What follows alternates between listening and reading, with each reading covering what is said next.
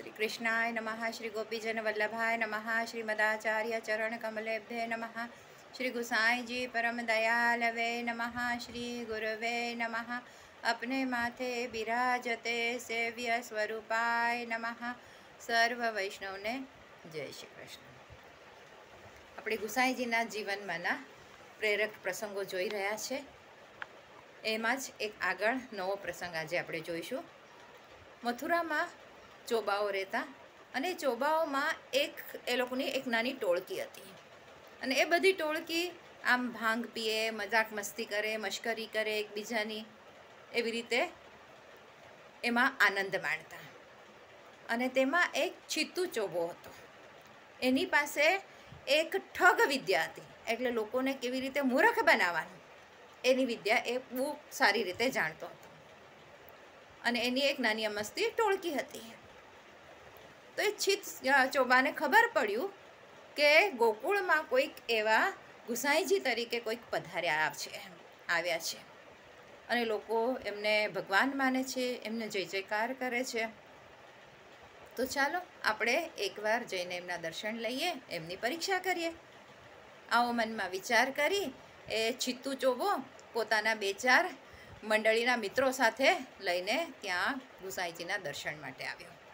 સાથે એક ખોટું નારિયેળ અને એક ખોટો રૂપિયો લઈને આવ્યો અને ગુસાઈજીના સમક્ષ આવી અને ભેટમાં એ ખોટું નારિયેળ અને એ ખોટો રૂપિયો પ્રભુની સામે ધર્યો અને દંડવત પ્રણામ કર્યા.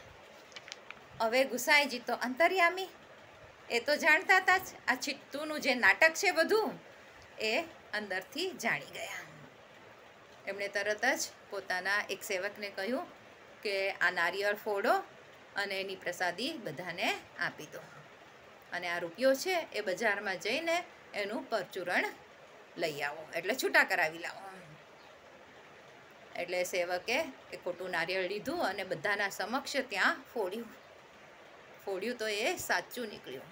એની અંદરથી સુંદર મધુર મીઠું જલ નીકળ્યું અને કોપરાની કાતલી એના ટુકડા કરી ટૂંક નાના બધાને પ્રસાદ તરીકે વહેંચી દીધું.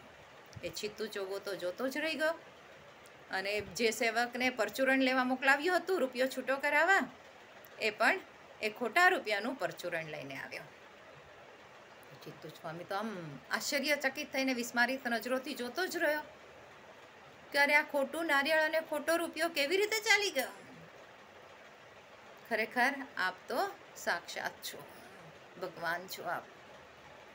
એટલે તરત જ એ એમની સમક્ષ નમી પડ્યો અને કહ્યું કે મેં ખૂબ મોટો અપરાધ કર્યો છે, હું આપની પરીક્ષા કરવા આવ્યો હતો, મારા અપરાધને ક્ષમા કરો. ગુસાઈજી તો પરમ દયાલ છે, પરમ કૃપા સાગર છે. તરત જ એમણે કહ્યું કે ભાઈ તમે શોક ના કરો, જાઓ યમુનાજીમાં સ્નાન કરીને આવો. એટલે ચિત્તુ ચોબો યમુનાજીમાં સ્નાન કરીને આવ્યો અને ગુસાઈજીએ એમને બ્રહ્મ સંબંધની દીક્ષા આપી. એમનો સેવક બની ગયો અને સેવક બન્યા પછી એટલો એમ અનન્ય સેવક બની ગયો અને અષ્ટસખાઓમાં સ્થાન પ્રાપ્ત કર્યું અને એનું નામ થયું ચિત્ત સ્વામી. અને પ્રભુના સુંદર સુંદર લીલાઓની સુંદર ઝાંકીઓ થઈ, અનેક પદોની રચના કરી.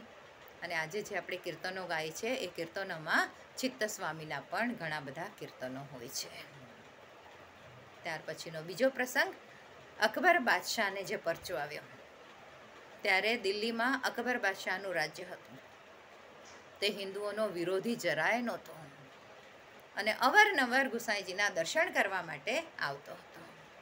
તો એકવાર એ બાદશાહના મનમાં વિચાર આવ્યો કે મારી પાસે આટલા બધા કિંમતી રત્ન છે, મણી છે, તો લાવ હું એક મણી ગુસાઈજીને ભેટ કરું. એટલે દર્શન કરવા આવ્યો, દંડવત પ્રણામ કર્યા અને કહ્યું આપ માટે હું એક કિંમતી રત્ન લાવ્યો છું, આપ અને ભેટ સ્વીકારો. ગુસાઈજી કહે મને કંઈ એવા કિંમતી રત્નોની કોઈ જરૂર નથી, આવશ્યકતા નથી. છતાં બાદશાહે આગ્રહ કર્યો કે આપ સ્વીકાર કરો, મૂલ્યવાન રત્ન છે, આ મણી છે, તો આપ સ્વીકાર કરશો તો મને આનંદ થશે. એટલે ગુસાઈજીએ એ મણી લીધો અને ત્યાં જ યમુનાજીમાં પધરાવી દીધો. તો બાદશાહ તો જોતો જ રહી ગયો, કરે આટલો કિંમતી રત્ન, આટલો કિંમતી મણી મેં આપ્યો અને આપે એને જલમાં પધરાવી દીધો. જો આપણે સાચે જ નહોતો જોઈતો તો મને પાછો કરી દીધો હોત. ત્યારે ગુસાઈજીએ તરત ત્યાં યમુના જલમાં હાથ નાખ્યો અને આમ ખોબો ભરીને ઘણા બધા રત્નો કાઢ્યા, એકથી એક કિંમતી રત્ન, અને કહ્યું બાદશાહને કે લો, આમાંથી તમારો જે મણી હોય, જે રત્ન હોય એ આમાંથી લઈ લો. તો એ જે મણી અને રત્ન અંદરથી જલમાંથી કાઢ્યા ખોબો ભરીને, એટલા બધા કિંમતી હતા કે એની સામે બાદશાહે આપેલા રત્નની કોઈ વિશાત જ નહોતી. ત્યાં અકબર બાદશાહને પોતાની ભૂલ સમજાઈ અને કહ્યું કે આપ તો સાચે સાક્ષાત ભગવાન છો, આપને હું ઓળખી શક્યો નહીં, અપરાધ બદલ મને ક્ષમા કરો.